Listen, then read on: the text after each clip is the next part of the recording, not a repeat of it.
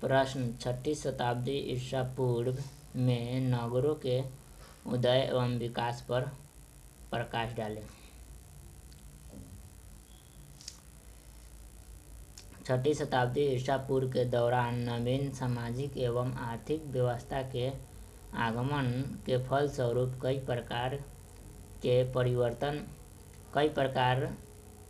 के परिवर्तन हुए। धर्म के क्षेत्र में जैन एवं बौद्ध धर्म का आगमन हुआ। आवश्यकता से अधिक उत्पादन के फलस्वरूप नवीन नगरों का उदय हुआ व नगरीय वातावरण में नवीन सभ्यता विकसित हुई। इसी अवधि में मगध सर्वशक्तिशाली राज्य प्रमाणित हुआ। लंबी अवधि तक राजनीतिक गतिविधियों का प्रमुख केंद्र राजगीर रहा। बाद में अजातशत्रु के शासनकाल में राजगिरी के बदले पाटलिपुत्र मगध की राजधानी बना दिया गया। ऋग्वैदिक काल 1500 से 1000 ईस्वी पूर्व के अंतिम चरण में कृषि योग्य भूमि का विस्तार हुआ। उत्तर वैदिक काल में 1000 से 600 ईस्वी पूर्व के प्रथम चरण में आर्यों का विस्तार संपूर्ण उत्तरी भारत पर हुआ। देश के व्यापक क्षेत्रों को आबाद किए जाने के साथ ही साथ उसकी प्राकृतिक संपदा का भी दोहन किया जाने लगा। खेती में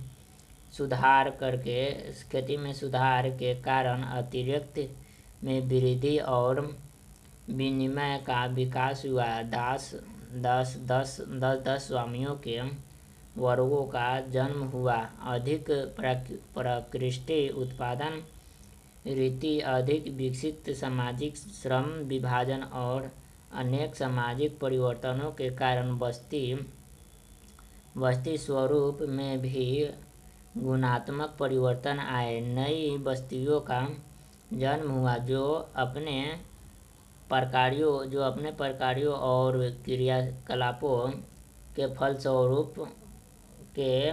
स्वरूप की दृष्टि से ग्राम संस्कृति से मूलतः भिन्न थी। ये कृषि श्रम से अलग हटकर व्यापार, शिल्प, धर्म, विज्ञान और शिक्षा केंद्रीय बना।